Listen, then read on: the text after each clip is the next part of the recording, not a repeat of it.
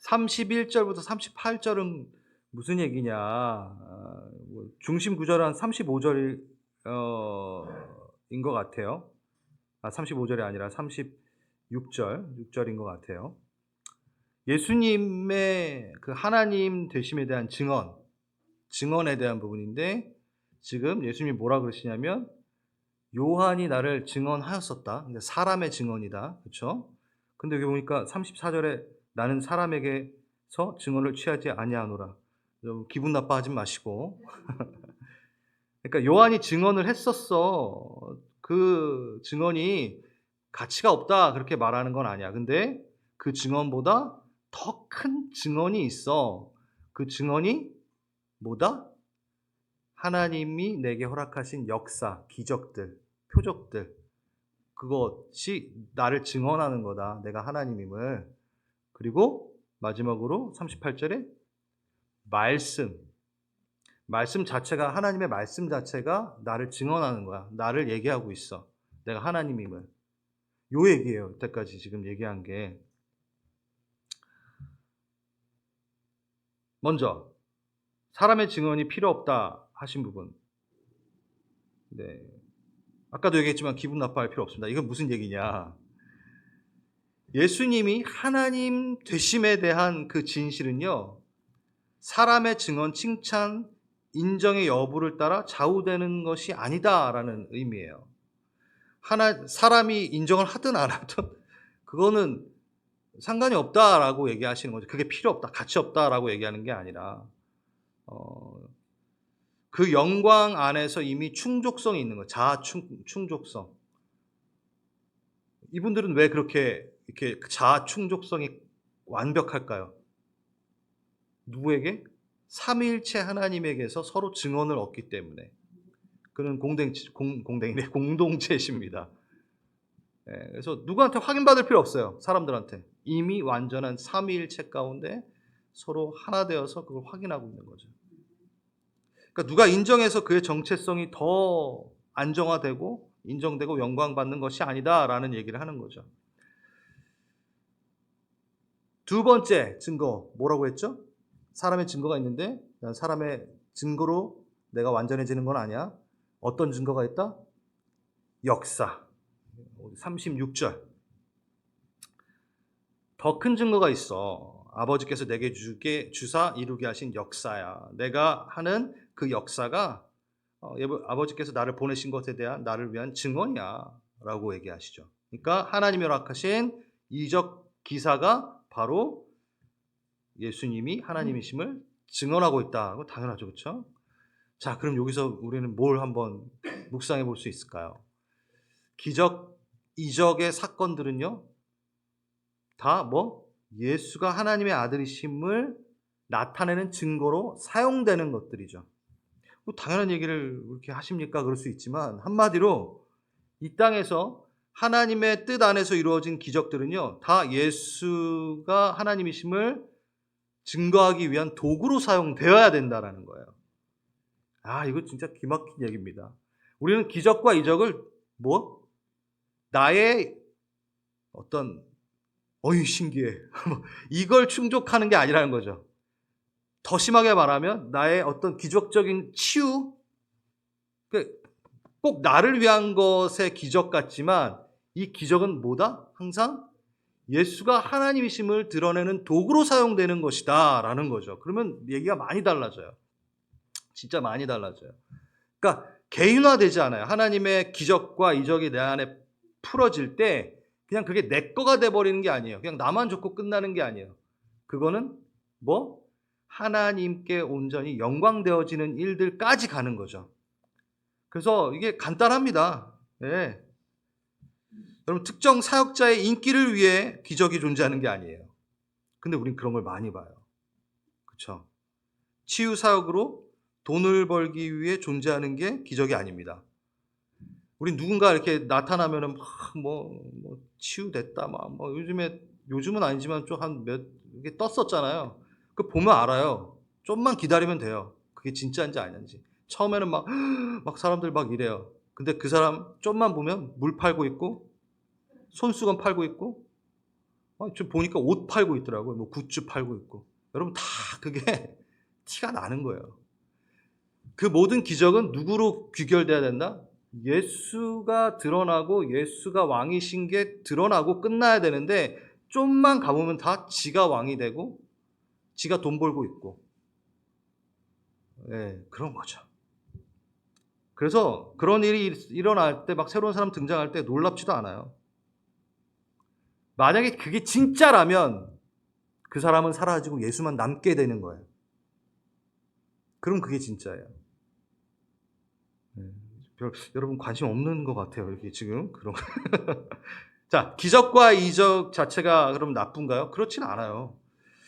저도 기적과 이적을 통해 주님을 처음 만났습니다. 네. 기적은 처음에 분명히 경험한 자들의 믿음을 고무시키고 약한 믿음을 강하게 할 뿐만 아니라 돌같이 굳어진 그 마음을 부드럽게 하는 신앙의 그 첫걸음에 분명히 사용이 됩니다. 그런데 한계가 있습니다. 이 이적과 기적은 성숙한 믿음으로 가져가 주진 않아요. 하나님이 원하시는 장성한 분량, 그러니까 깊이 뿌리 내리는 신앙을 가져다 주진 않습니다. 성경을 한번 보세요. 아무리 많은 표적을 보아도 예수를 믿지 않는 자들이 있다라는 걸 보면 확인이 되잖아요. 지금도 똑같습니다. 우리가 어떤 기적 같은, 그리고 꿈에서 막 주님 만났어, 막 시간 좀만 지나면 어떤 줄 아세요? 우리 우연히 내가 잘못 봤을 거야, 뭐 잘못 느꼈을 거야, 뭐 이렇게 스스로 그것을 가감시키죠. 그러니까 그게 한계가 있다라는 거. 그게 그러니까 그렇게 말하는 게 나쁘다는 게 아니라 그만큼 우리가 기억력도 안 좋고 감화 감동도 금방 사라지고. 처음에 그 기적 막 이렇게 주님에서 예수님이 막 꿈에 나타나셨어 막 그래가지고 막 말하셨어. 뭐 너무 좋고 막 그러다가 한 1년 지나면 그게 꿈이었던 것 같아. 막 이렇게 되는 거예요. 우리의 문제라는 거예요. 예. 그래서 기적과 이적은 우리를 깊은 신앙 가운데 들어가게끔은 못하는 거예요. 그럼 그건 뭐냐? 말씀이라는 거예요. 예수를 증언하는 거의 마지막 최종 보스 증언자 하나님의 말씀 성경이라는 거를 예수님 직접 지금 말씀하시죠. 가장 큰 증거, 세 번째 증거 하나님의 말씀 38절 39절. 근데 그 말씀이 너희 속에 거하지 않으니 보내신 이를 믿지 않는 거 아니냐. 그러니까 말씀이 너희 안에 거하지 않으니 날 믿지 않는 거니까 말씀에 안 거하니까 날 믿지 않는 거야. 그 얘기죠. 정확하게. 성경의 증언. 여기서는 구약을 이야기하는 겁니다. 실질적으로. 이때는 신약이 없었고 당연히. 근데 우리는 성경 전체를 당연히 얘기하는 거고 구약은 오실 예수님을 소개하는 거고 시작은 뭐죠? 오신 예수님에 대해서 얘기하는 거예요. 그건 예수님 얘기예요. 이 얘기는 많이 들어보셨을까요? 누가복음 24장 27절 이에 모세와 모든 선지자의 글로 시작하여 모든 성경에 쓴 바 자기에 관하여 쓴 것을 자세히 설명하시니까 예수님마저도 예수님께서 이 구약의 내용들이 다 나를 설명하는 거야 라고 얘기하셨죠. 그리고 오늘 우리가 아직 읽진 않았지만 46절 47절도 모세가 내게 대하여 기록하였는데 너가 그 글을 믿지도 않은데 나를 어떻게 믿겠느냐 그렇게 얘기하세요. 그러니까 지금 했던 얘기를 또 이제 똑같이 하시는 거죠. 자, 오늘의 성경의 증언은 신약을 제외하고 얘기했기 때문에 구약에 대한 얘기만 조금 한번 해보겠습니다. 구약이라 하면 모세의 글이라고 총칭하여 말하기도 하죠. 토라라고도 하고. 이 구약이 없다면 신약이 있을 수 있을까요? 절대 그럴 수 없어요. 그러니까 구약이 너무 중요하다는 얘기를 좀 하고 싶습니다. 구약이 없다면 예수님이 메시아 그리스도인지 확인이 안 돼요. 어떻게 확인을 해요? 구약에 예언되어진 그대로 예수님이 다 충족하시고 그 300개가 넘는 예언을 그가 스스로 성취를 했기 때문에 그가 메시아다라는 걸 알 수 있잖아요. 그럼 구약이 없으면 어떻게 예수님이 메시아인지를 증거할 수가 없는 거예요. 증언할 수도 없고 확인이 안 되는 거죠. 그러니까 구약이 너무 중요한 거죠. 누구에게도? 새 언약 가운데 사는 우리에게도 너무 중요한 거예요. 새 언약이라고 하잖아요. 그 새 언약이 있는 순간 뭐가 원래 있어야 돼요? 옛 언약이 있어야 되는 거고. 예. 그래요. 그래서 구약에 대한 얘기를 좀 제가 하겠습니다. 구약에 대해 자주 듣게 되는 질문 하나가 있어요. 구약은 고대 이스라엘의 역사인데 우리와 무슨 상관이 있느냐라는 질문. 이게 외부에서만 하는 게 아니라 교회 안에서도 우리가 굳이 예수님만 알면, 신약만 알면 되는 뭐 이런 식의 접근이 있을 때가 있죠. 특히 고대 이스라엘 역사 뭐 이렇게 알아야 돼? 뭐 이렇게. 여러 가지 방법으로 설명할 수 있지만 제가 오늘은 주제에 맞게 예수를 증언하는 구약이기 때문에 예수님으로부터 좀 출발해서 구약으로 가보겠습니다. 한번 봅시다. 자, 좀 하나의 예를 들 건데요. 이제 막 말을 배우고 이제 좀 뭔가 좀 알아듣게 된 어린아이가 있어요. 이 아이가 이해할 수 있는 개념은 모든 사물이 지지 아니면 안 지지예요. 지지! 지지 아니야, 먹어. 요 정도 수준인 거죠. 그러니까 좋다? 안 좋다. 좀 더 나가면 아주 좋다? 너무 나쁘다. 뭐 요 정도의 수준인 거예요. 어린아이가 있는데 예를 들어서. 근데 이 아이에게 자동차가 움직이는 어떠한 그 메커니즘을 가르쳐 준다고 생각해 보세요. 이게 뭐 쉽지 않죠. 화폐 가치와 인플레이션의 관계, 막 이런 거 그 아이한테. 이건 마치 한 차원 다른 것을 설명하는 것처럼 느껴지고 우주보다 넓은 더 방대한 하나님의 진리를 인간에게 설명하는 게 얼마나 어려운가를 좀 이해시켜주는 대목일 수 있을 것 같아요. 그래요. 자, 여기서 이제 중요합니다. 어떤 고도의 진리를 이해가 절대적으로 부족한 존재에게, 그러니까 아이에게 전해줄 때 그 사람이 뭔가를 선택을 해야 돼요. 무슨 선택을 해야 되냐? 그 진리를 온전하게 있는 그대로 그 수준을 완전히 보존하여 전달을 해요. 그게 그 아이가 이해를 하든지 말든지 전달을 해요. 그러면은 뭐가 성공된 거죠? 그 진리가 온전히 보존돼서 완전하게끔 전달은 돼요. 지금 무슨 얘기인지 아시죠? 이 방법으로 줬어. 근데 지지야밖에 모르는 그 아이한테 하나도 빼먹지 않고 그 자동차가 움직이는 메커니즘에 대해서 몇 장의 분량 막 다 해가지고 막 도안까지 해가지고 줬어. 그럼 뭐는 성공한 거예요? 전달한 거, 그대로 전달한 거는 성공한 거예요. 근데 문제는 뭐죠? 이해를 못해요. 자, 하나님의 입장에서는 이걸 선택을 하고 싶지만, 왜? 본인의 그 완전한 진리를 다 완벽하게 전해주고 싶지만, 지지야 안 지지야밖에 모르는 이 인간들에게 이걸 다 전달해봤자 이해를 못해. 그러니까 예를 들어서 하나님이 마음만 먹고 진짜 제대로 정말 찐으로 다 전달해주고 싶어? 그럼 하늘에다 그냥 써놓는 거예요. 무슨 글씨인지는 몰라요. 막 이렇게 써 있는 거야. 그거를 봐. 우와! 근데 몰라. 이게 문제라는 거예요. 그 하나님이 뭘 선택해요? 우리의 완전한 수준, 지지야 수준으로, 안 지지야 수준으로 다 포장해서 이쁘게 만들어서 너무 어려운 거는 좀 빼고 말해도 이해 못하는 건 좀 빼고. 네. 하나님 너무 힘드셨을 것 같아. 그런데 우리는 다 말해주세요. 다 알려주세요. 막 이러고 있잖아요. 막. 지지야 안 지지야밖에 모르는 사람이 막 자동차의 메커니즘이 어떻게 되는지 알려주세요. 나는 왜 이런 거 뭐 계속 물어보니까 야, 내가 너 이거 설명해줘도 너 모르는데 어떡하겠냐 이렇게 되는 거예요.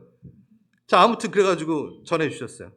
그러니까 진리를 온전히 보존하는 그 차원에서는 그냥 하지만 좋겠지만 그 인간의 이해 때문에 하나님은 선택하십니다. 그리고 그것을 선택했다면 우리는 아마 구원을 못 받았겠죠. 이해를 못하니까. 그리고 하나님과 대화도 안 되겠죠. 관계는 무슨 대화도 안 되는데 무슨 관계를 해. 그냥 멍 이럴 수밖에 없어요. 우리 아빠가 뭔 소리 하나. 네, 졸리기만 하고. 그러니까 우리 하나님은 선택했어요. 어떻게 하기로? 내려오시기로. 인간이 되시기로 자기를 완전히 제한시켜서 이해하게끔 내려오신 거죠. 거기다 대고 우린 또 이런 얘기하죠. 어째서 신이 인간이 돼? 또 이래요 막. 그게 우리 수준이에요. 그 오해와 비아냥을 무릅쓰고 내려오셨는데도 또 우린 그런 얘기를 하죠. 예수 그리스도를 통해서 그 하나님의 농축된 진리를 어떻게 해서든 가장 가깝게 보이시려고 그는 오셨습니다. 그래서 나를 보는 자는 하나님을 볼 것이다 라고도 얘기하셨어요. 근데 여기서 또 하나의 문제가 있습니다. 오늘 이 얘기를 하려고 이 얘기를 꺼냈는데, 근데 왜 이스라엘이어야 돼요? 이게 남았잖아요 지금. 근데 왜 이스라엘이어야 돼?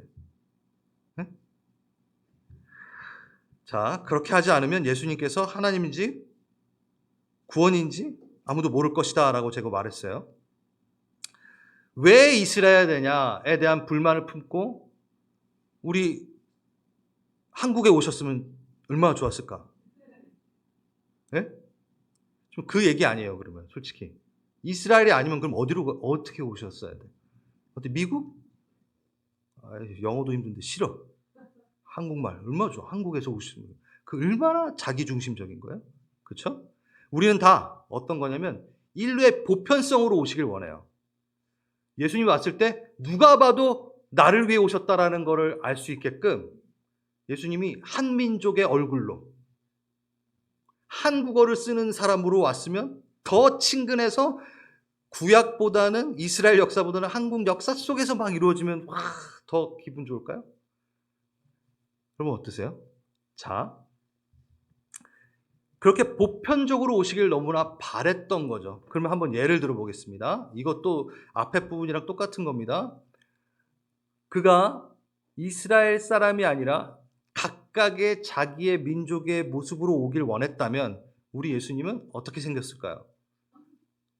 한쪽은 흑인이고 한쪽은 황인이고 이마는 백인이고 그래야 되나? 막 한쪽은 무쌍이야. 요즘에 무쌍 이쁘니까 막 한쪽은 부리부리한 쌍꺼풀이 있어야 되고 막. 왜? 그거 하나라도 나랑 연결돼 가지고 그랬으면 좋겠으니까 그러니까 인류의 보편성을 다 갖고 오셔야 되니까. 그게 맞냐 이거죠. 모습뿐만인가요? 언어는 어떻게 해요? 예? 히브리어 너무 어렵잖아요. 우리 언어를 쓰면 뭐예요? 근데 다 그게 각각 그 마음이 있어. 그러면 예수님이 그걸 충족시키기 위해서 어떻게? 설교 한번 하실 때 어떻게?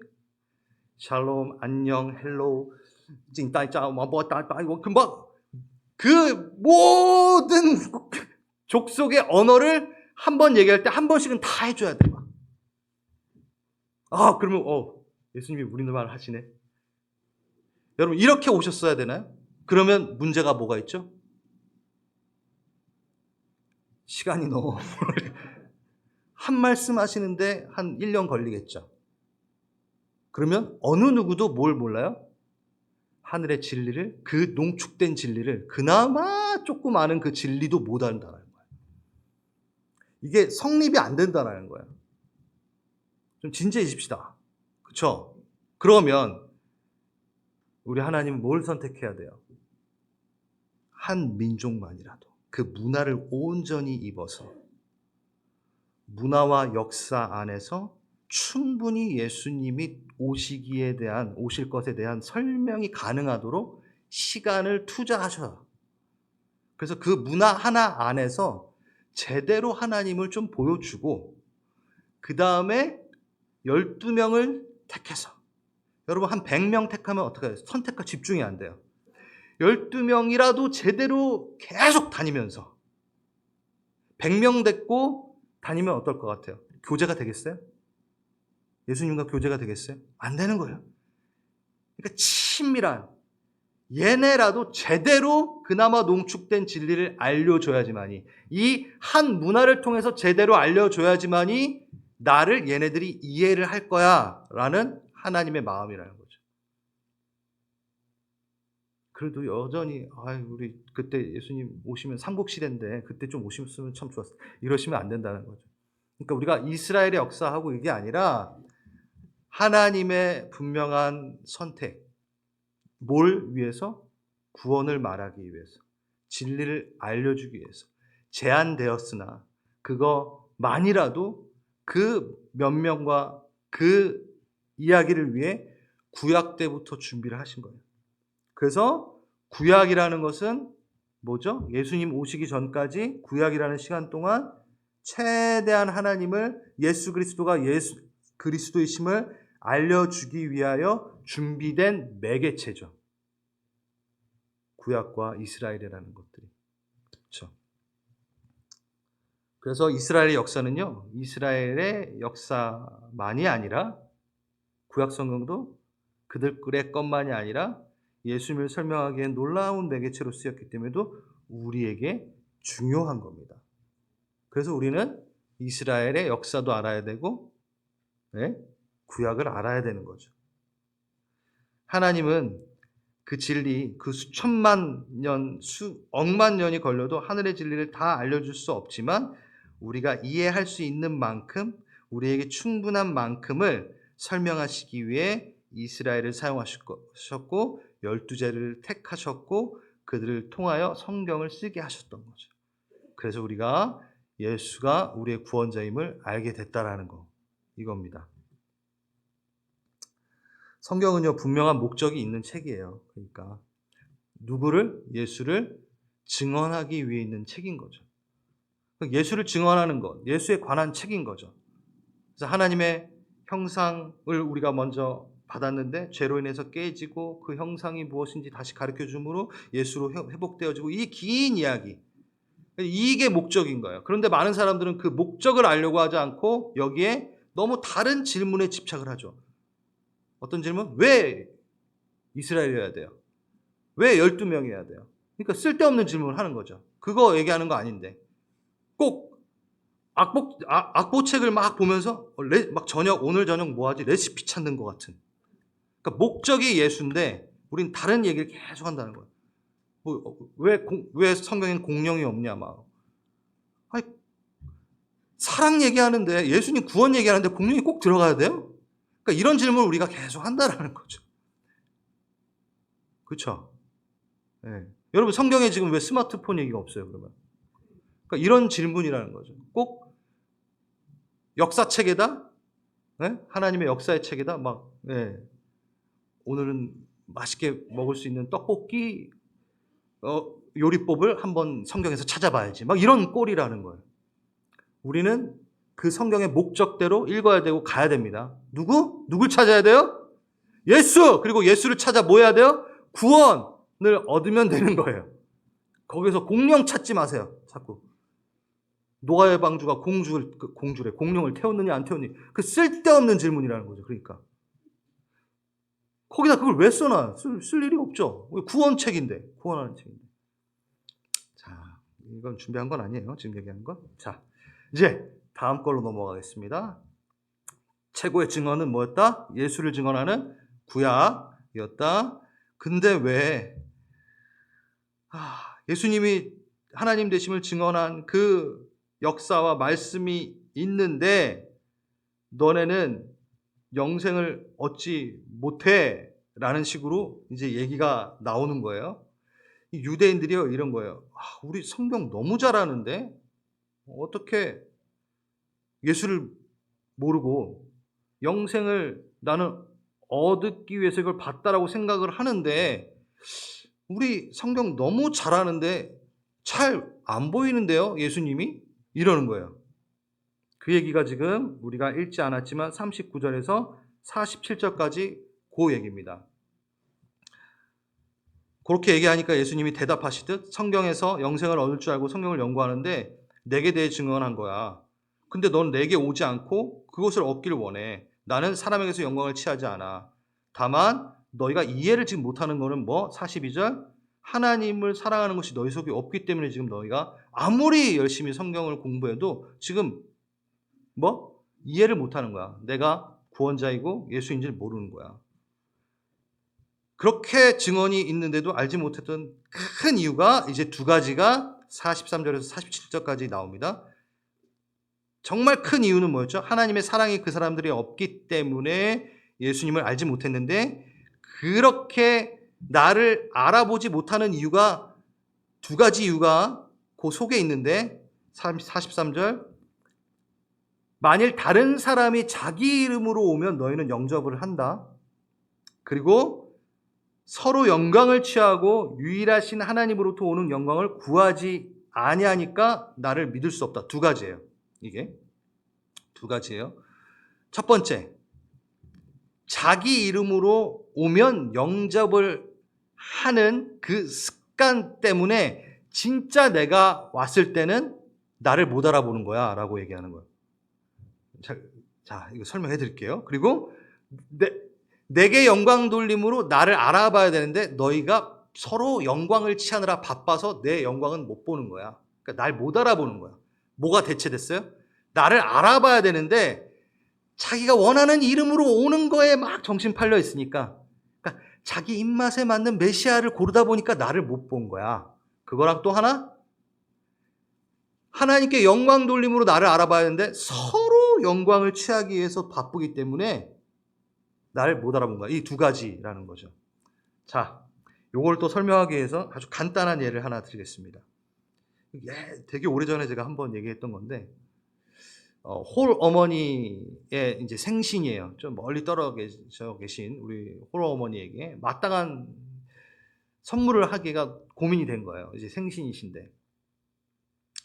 그래서 홈쇼핑에서 이렇게 봤는데 우연찮게 10개 국어를 하는 앵무새가 있대. 대화가 너무 잘 되는데. 너무 신기한 거예요. 근데 너무 적적하실 것 같은 어머니에게 그 앵무새를 선물해두면 너무 좋을 것 같은 거야. 근데 그게 10만 불짜리야. 그래도 우리 어머니를 위해서 내가 사드려야지 해가지고 배송을 보낸 거예요. 서프라이즈로 배송을 딱 보낸 거예요. 그래서 며칠 뒤에 이제 전화를 한 거죠. 어머니, 제가 보낸 선물 잘 받으셨나요? 그러니까 어머니가 아들 너무 고마워. 선물 너무 고맙다. 정말 마음에 들더라. 그래. 그거 참 잘 먹었다. 맛있더라. 이게 지금 이해를 못하. 자, 물론 새를 먹을 수는 있습니다. 어머니가 맛있게 드셨다면 뭐 그걸로 충족할 수 있겠지만, 원래 목적과 그 가치를 몰라서 자기 이해대로 편리대로 그것을 사용해버리면 어떤 일이 일어나죠? 낭비가 일어납니다. 너무 아깝죠? 아니, 10만 불짜리 말하는 앵무새를 선물해 드렸는데 잘 먹었다 아들 이러면 물론 아버지 어머니가 맛있게 드셨으면 됐지라고 할 수 있지만 그 가치가 너무 아깝잖아요. 그렇지 않아요? 그 원래 목적으로 그것이 사용되지 않을 때는 원래 목적이 상실돼 버려요. 다른 거로 대체가 돼 버려요. 지금 제가 무슨 얘기하는지 아시겠어요? 성경은 누구? 예수께로 가는 내용인데 그 원래 목적으로 안 가니까 대체가 생김으로 이거가 앵무새는 사라져 버렸어요. 그리고 뭐만 남아요? 원래 목적하지 않은 것만 남아버리고 끝나는 거죠. 그러니까 유용했어요. 좀 유용해 보였어요. 먹었으니까. 근데 대체된 그 유용성은 원래의 기능을 누리는 것을 완전히 방해해버리고 아예 상실시켜버립니다. 위험한 겁니다. 그게 뭐냐? 예수님 당시 유대인들이 그랬어요. 성경의 말씀에 대해서 그랬다라는 거예요. 예수를 알아봐야 되기 위해 있는 그 구약을 가지고 뭐 했다? 좀 억울한 것 같지만 그러니까 너가 성경을 몰라라고 예수님이 말씀하신 그 이유가 뭐였다? 아무리 성경 공부 열심히 하고 그래도 목적 자체가 다른 유용성을 위에 쫓았기 때문에 진짜 목적은 사라져버렸다? 이 얘기인 거죠. 그래서 자기 이름으로 오면 영접을 했는데, 그러니까 많은 이름이 있었죠. 무슨 이름? 제가 며칠 전에 설교할 때도 있었잖아요. 물질 만능주의라는 이름. 자주 얘기하잖아요. 예수님이 그걸 위해 오셨으면 참 좋을 텐데 왜 갑자기 죽어? 응? 계속 사셔가지고 내 옆에서 나의 모든 염려와 근심과 나의 재물과 이걸 다 관장하셔서 나에게 다 줘야 되는데, 그러니까 그 메시아를 바라고 있는 거야. 자기 이름, 자기가 원하는 이름, 쾌락주의라는 이름, 물질 만능주의라는 이름, 욕망을 채워줄 메시아. 그래서 이단의 기본 근간이 다 이거예요. 이단이 다 기본 근간이 자기가 채워지는 것에 혹하여 이단이 생기고 사이비가 생기는 게 다른 메시아를 세우는 거죠. 우린 이단 아니잖아요. 그렇죠? 그러니까 자기가 원하는 자기 멋대로 제 입맛대로 딱 알맞는 메시아를 계속 찾으니까 진짜 메시아가 왔는데 못 알아보는 거예요. 자기 이익을 채워주고 자기의 기대 방식대로 움직여주는 메시아가 와야 됐어야 되는데, 그게 예수님이 이 땅에 오셨을 때 그랬어요. 동방 박사들이 예수님 오셨을 때 별을 따라 예루살렘까지 옵니다. 그 먼 곳에서부터. 근데 좀 엉뚱한 것 같지만 동방 박사들이 헤로드 왕한테 가요. 그리고 유대인의 왕이 어디서 나는지 가르쳐 달래요. 되게 위험한 짓 한 거예요. 예. 얼마나 헤롯도 당황했겠어요. 유대 왕은 나인데 유대인의 왕이 어디 태어났냐고 나한테 물어봐? 그래도 탁 숨기고 누굴 불러요? 서기관과 대제사장들을 불러요. 그리고 물어봐요. 유대인의 왕이 어디서 나냐? 그때 주저함없이 얘기합니다. 베들레헴. 누가? 서기관과 대제사장이 베들레헴 얘기해요. 바로. 이 무슨 얘기예요? 유대인의 왕 메시아가 베들레헴에 나신다. 알았어요. 지식이 풍부했어요. 성경을 잘 알았어요. 백성들은 모를지언정 그들은 알고 있었어요. 근데 그 대제사장과 서기관들은 베들레헴에 가지 않습니다. 알았는데, 유대인의 왕이 낫다라는데, 알고 있는데 가까워요. 멀지도 않아요. 안 가요. 왜 안 갈까요?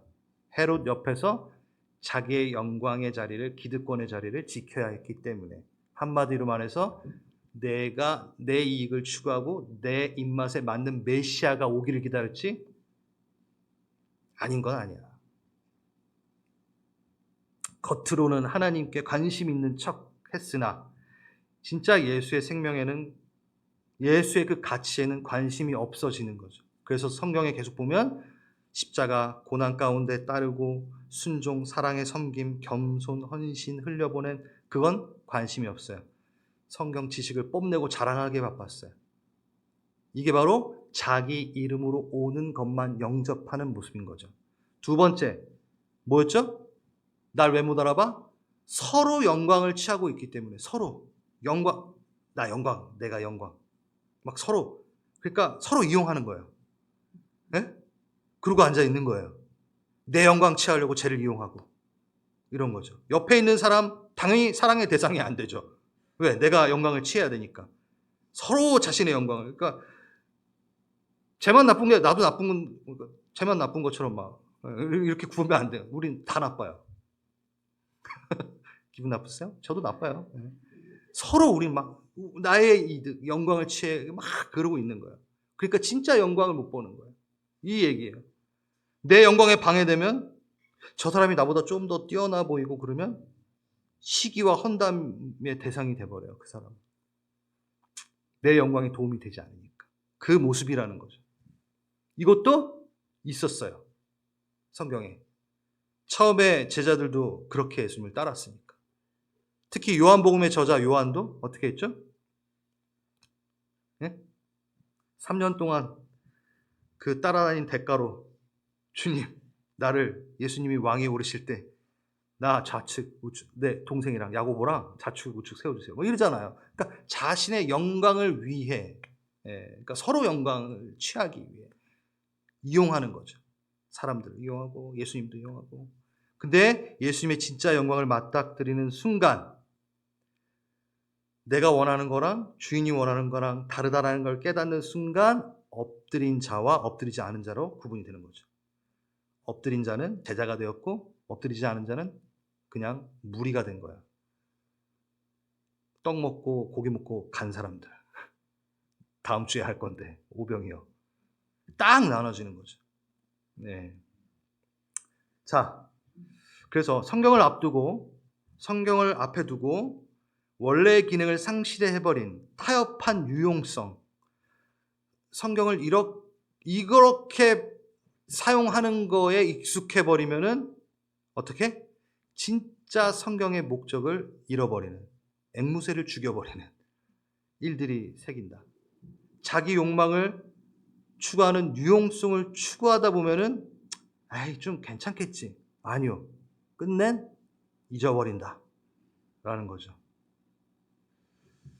감히 성경을 가지고도 하나님을 바라보게 만드는 게 아니라 자신을 바라보게 만들 수 있다는 것이고, 성경을 보면서 자신의 의만 찾으니까, 내 누릴 복만 찾으니까, 내가 누릴 영광만 찾으니까, 영광으로 이용해 먹으려고 하니까, 내 복에 이용해 먹으려고 하니까 하나님의 의는 당연히 못 찾고, 예수를 못 찾고, 진짜 만나야 될 예수는 못 만나고, 우리 얘기죠.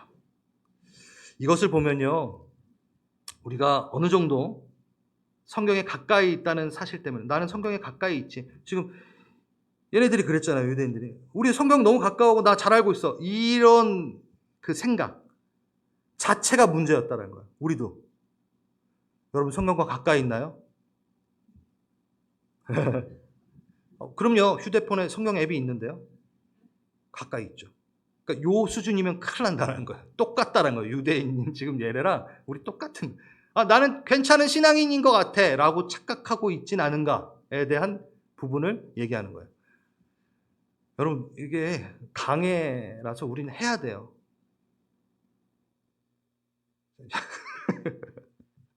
자, 이제 거의 마무리 다 거의 끝났습니다. 성경은 인류에게 있어서 유익한 책입니까? 아멘. 맞습니다. 유익하다라는 거에 대해서 잘 생각해 보세요. 인류에게 있어서 가장 많이 팔렸고 가장 많이 읽혀진 최고의 베스트셀러, 40억 부, 아직도 팔리고 있는. 근데 예수님을 믿던 안 믿던 유익한 책입니다. 그것도 맞아요. 왜일까요? 한 번쯤은 읽어봐야 될 베스트셀러가 될 수도 있고, 그렇죠? 이스라엘 역사를 이해하는 데 도움이 될 수 있는 유익한 책이 될 수 있고, 특히 간디나 스님들, 스님은 왜 님자를 붙이는지 맨날 목사 하면서 중들, 스들. 아니, 제가 그거 할 때마다 항상 기분이 안 좋았어요. 다른 사람들 다 목사 이러는데 스님한테는 항상 스님 붙이잖아요. 그럼 같이 스 해야죠. 아무튼 죄송합니다. 간디나 자유주의 신학자들이나 다 너무 유익해요. 마음의 수련을 위해 읽기 너무 좋은 책이에요. 유용하다라는 거예요. 유익한 책이라는 거예요. 그런데 그 유용성, 그 유익을 따르다 보면 뭘 잃어버린다? 진짜를 잃어버린다. 제가 앞에 그 예화를 잘 기억하셔야 돼요. 이 유용성에 넘어진다는 거예요. 많은 사람들이. 그러니까 유익함으로 끝나면 안 된다? 성경은 유익한 책이지만 유익함으로 끝나면 안 된다. 누굴 만나야 된다? 예수를 만나야 된다. 라는 얘기를 하는 거죠. 유명한 변증가 나빌 쿠레시라는 분이 있었어요. 무슬림 출신으로 대학 시절에 예수를 만나서 이제 변증가가 됩니다. 이거 유튜브에도 보면 참 변증을 잘하세요. 그분이 이런 말을 했어요. 우리는, 잘 들어야 돼요. 우리는 성경을 통해 예수님을 믿게 되었다. 맞죠? 그러나 또 분명히 해야 되는 것은 예수님을 믿기에 성경을 읽는 것이다. 맞는 말이에요. 그렇죠? 왜냐하면 이들은 어떻게 예수님을 많이 만나요? 성경을 다 이해해서 만난 게 아니라 꿈과 환상 가운데 만나. 저도 그랬고. 그러니까 순서가 있었잖아요. 아까 기적, 그리고 말씀으로 깊이 들어가야 되는 부분은 맞죠. 그렇다고 해서 말씀을 다 창세기부터 계시록까지 다 읽어야지만이 그가 구원을 이거 좀 위험한 말일 수도 있지만 구원을 받았나요? 아니죠. 요한복음 3장 16절 하나로 구원받은 사람도 있다라는 거예요. 그래서 내가 성경이 지금 성경 너무 중요하다고 얘기하면서 이걸 얘기하는 건 뭐냐면 성경을 통해 누굴 만나야 된다? 예수를 만나야 된다라는 얘기를 분명히 하고 싶은 거죠. 이 사람이 얘기한 거는. 그렇죠. 그러니까 아무리 공부 많이 하고 아무리 그것을 막 독해하고 귀납적으로 막 다 풀고 막 해도 자기를 자랑하기 위해 그것을 하는 순간 옛날이 더 낫다라는 거예요. 솔직히. 그러면 질문 하나 더. 그렇다면 이 유익한 성경은 재미있나요? 네. 그랬으면 너무 좋겠어요. 여러분 성경이 재밌나요? 막? 예. 여러분 드라마나 영화, 유튜브는 한두 시간 훌쩍 가잖아요. 훌쩍 가죠. 그럼 성경 펼치고 몇 분을 버티시나요, 솔직히? 자, 그렇게 말한다면 재미있나요? 자, 유익하면 재밌어야 되나요? 그건 아니죠. 그러니까 돌이켜보면 좀 적당한 질문이 아니라는 걸 논리 가운데 들어갑니다. 성경은 유익하지만 재미가 없을 수 있어요. 왜? 유익한 책은 재미가 대부분 없어요.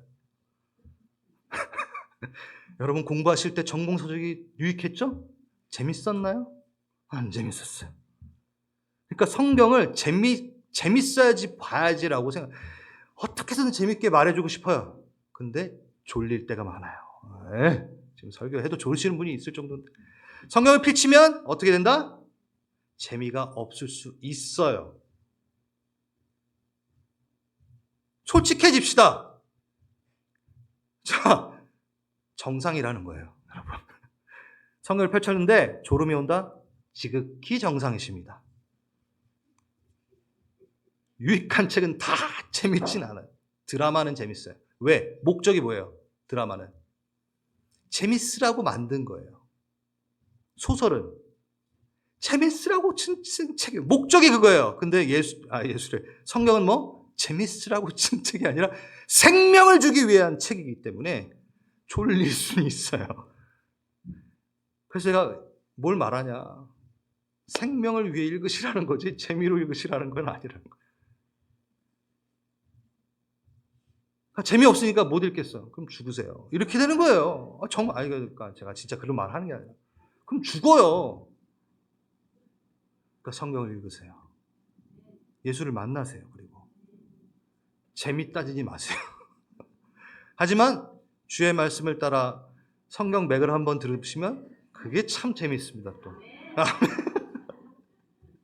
자, 이제 진짜 마무리합니다. 다윗이 시편의 19편에 이런 말을 합니다. 여호와의 말씀은 많은 순금보다 더 사모할 것이며 꿀과 송이꿀보다 달도다. 와우, 말씀이. 그러니까 이게 단순히 읽는 게 재밌어서 이 말을 했을까요, 다윗이? 그렇진 않다라는 거죠. 지금 보면. 왜 이렇게 표현했을까? 한 구절 한 구절 절절하게 내가 삶을 통해서 이게 확인이 되니까 이게 진짜구나를 깨닫게 되니까 꿀송이보다 달다, 순금보다 더 좋다라고 얘기한 거예요. 막 유튜브 보듯 드라마 보듯 재밌다 그래서 꿀송이처럼 달달한 게 아니라 꾸역꾸역 그 앞에 나아가서 살다 보니까 그게 진짜 나라를 알게 되는 거죠. 여호와의 그 선하심과 인자하심을 내가 깨닫게 되어가며 삶에서 확인되어져 가니까 다윗이 그 말을 한 거예요. 여호와의 선하심과 인자하심을 우리는 깨닫는다고 할 때 또 우리가 착각할 때죠. 주님은 나에게 선하셔. 이러면 다 내 거 다 들어주는 게 선한 거라고 하는데 하나님의 선하심은 어디에 나오냐면 하나님이 선하시다는 거예요. 그러니까 내가 어떻게 뭘 하든 하나님이 하실 일을 하세요. 그게 선하시다는 거예요. 내 입맛에 맞춰서 나의 변덕에 맞춰서 막 하나님이 왔다 갔다 하세요. 그러면 하나님은 선하지 않아요. 그러니까 하나님을 선하다라고 얘기하는 거는 내 뜻대로 다 해주니까 선하다라고 얘기하는 착하시네 우리 하나님. 이게 아니라 하나님은 내게 품으신 장성한 분량까지 가는 그 길에 대해서 나랑 타협하지 않으시고 날 만들어 가시는 거야. 그래서 선하셔라고 얘기하는 거죠. 그러니까 내가 생각하는 선함과 하나님의 선함은 다른 거죠. 그게 바로 말씀으로 이루어집니다. 말씀을 통해 항상 우리는 내가 하나님을 가진 것 같으나 누가? 하나님이 날 가지신 거예요. 내가 말씀을 가진 것 같으나 말씀이 날 가져버리는 거예요. 이게 뭐냐면 전 솔직히 이번 주 위로와 격려와 주님 여러분 하나님이 끝까지 사랑하시면서 막 이렇게 그런 설교하고 싶어요. 솔직히 저도 어느 때는 이번 주는 그 타이밍인 것 같아요. 왜? 저번 주에 좀 더 강하게 했으니까. 근데 그걸 허락을 안 하시네. 강해 설교니까. 전 그래서 너무 좋아요. 진짜입니다. 오늘은 딱 나에게 위로와 격려의 말씀이면 난 살 것 같아 라고 하는 나의 수준에서 위에 계세요. 말씀이 끌고 가는 거예요. 그게. 근데 그 수준에 머물면 어떻게? 내가 말씀을 갖는 거예요. 내가 가고 말씀이 따라오는 거예요. 자, 따라오세요. 말씀. 나 지금 위로 격려 필요하니까 펴봅시다. 격려 위로만 찾아보고. 여러분, 우리는 매일같이 위로와 격려가 필요한 사람들이라서 우린 계속 그 수준으로 그럼 계속 그것만 봐요. 계속 복복복복만 봐요. 십자가 안 보죠. 고난 가운데 따라가? 안 봐요. 넘기죠. 그게 뭐냐? 내가 말씀 앞에 앞장서서 가는 거야. 나를 즐거이 하고 나를 받쳐줄 말씀이 날 따라오게끔 하는 거야. 말씀이 앞서간다는 건 뭐죠? 내가 지금 당장에는 위로가 필요하고 격려가 필요한 그때에도 하나님은 하실 일을 하시고 나의 생명을 위해 이게 필요하다 하시고 지금은 일어나라고 어쩔 때는 버겁지만 그거에 대해서 말씀하시는 게 말씀이 앞서가시고 말씀이 날 살리는 것이고 말씀이 주인 되는 겁니다. 그래서 오늘도 여러분 말씀 앞에 엎드리십시오. 말씀이 하는 대로 따라가겠나이다.